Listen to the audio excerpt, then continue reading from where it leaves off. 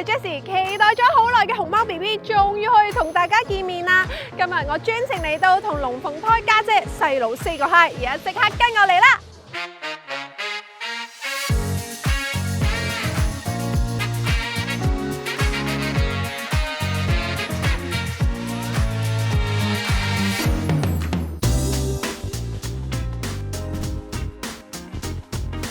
由爸爸樂樂、媽媽瑩瑩所生嘅龍鳳胎家姐同細佬喺2024年8月出世。點樣分家姐同細佬呢？首先，家姐黑眼圈係翹起嘅，好似鳳眼咁；而細佬嘅黑眼圈呢，相比之下就比較圓潤。家姐嘅尾巴毛色偏黑，但係最近都慢慢變白。細佬嘅尾巴毛色就偏白。另外，園方特登為細佬背脊下方印上紫色無害色素，方便分辨兩姊弟啊！見完家姐細佬，梗係要探埋安安同可可啦。佢哋喺香港賽馬會四川奇珍館度住，原來5歲啦，都仲係咁活潑可愛。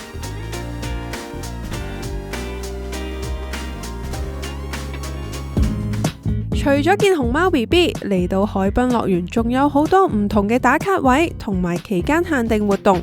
行入呢個大熊貓築夢之旅，好靚啊，好啱打卡啊！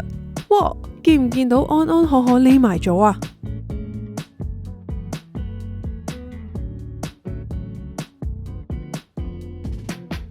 好似入咗真嘅竹林咁啊！最尾仲可以同 AR 大熊貓安安可可影相添。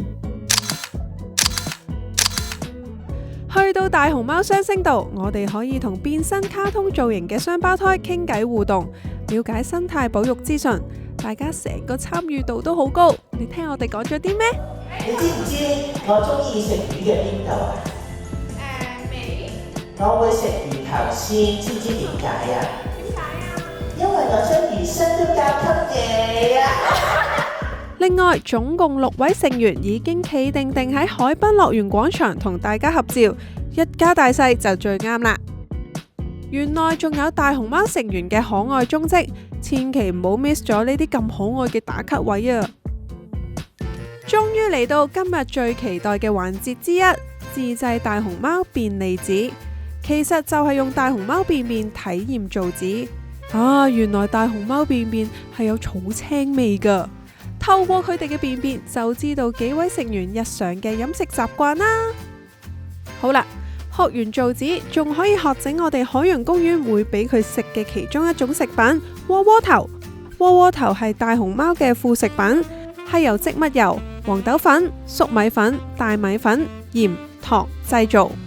透過副食品可以吸收所需營養，唔怪得知佢哋咁中意食啦。體驗完咁豐富嘅行程之後，梗係唔少得熊貓家庭系列紀念品啦。有雙胞胎鎖匙扣、家姐細佬6個月大仿真毛公仔、個半月大竹南家姐細佬毛公仔套裝、可愛頭箍等等。單一消費淨價滿300蚊，送隨機熊貓透卡月章。玩到咁攰，梗係要填下肚啦！一家大細嚟到可以 enjoy 熊貓親子餐、熊貓漢堡餐、照燒三文魚餐等等，好好味啊！仲有家姐細佬一系列期間限定甜品。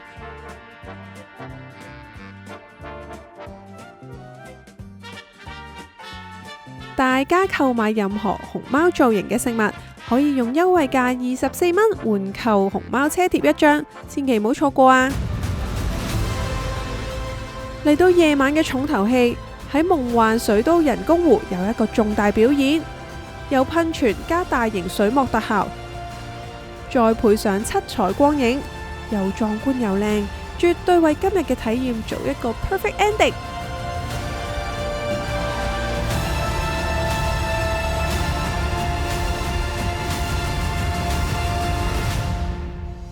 今日海洋公園1日大熊貓之旅真係好特別啊，同我之前嚟嘅體驗更加之唔一樣，仲學到好多關於熊貓嘅小百科添。唔好等啦，快啲同家人朋友嚟親親大熊貓啦！我哋下條片再見，拜拜。